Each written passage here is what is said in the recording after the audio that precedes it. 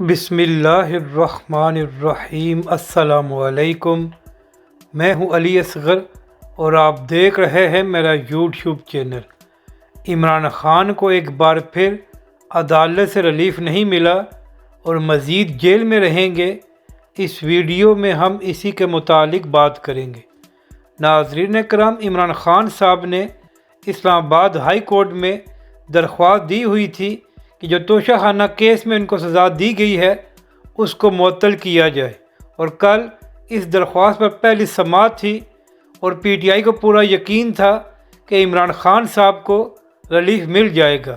مگر دوسری جانب الیکشن کمیشن کے وکیل نے اسلام آباد ہائی کورٹ میں کہا کہ ہمیں 2 ہفتے کا وقت دیا جائے، ہم نے مزید تیاری کرنی ہے، جس پر عمران خان کے وکلاء نے اعتراض کیا اور اس کے بعد اسلام آباد ہائی کورٹ نے الیکشن کمیشن کے وکیل کو 1 دن کی مہلت دے دی ہے، اور اب توشہ خانہ کیس میں جو عمران خان صاحب نے سزا معطلی کی درخواست دی ہوئی ہے اس پر سماعت 24 اگست کو ہوگی۔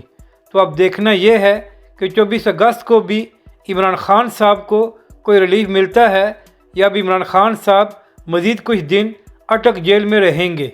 اپنی رائے کا ضرور اظہار کریں کہ آپ کو یہ ویڈیو کیسی لگی،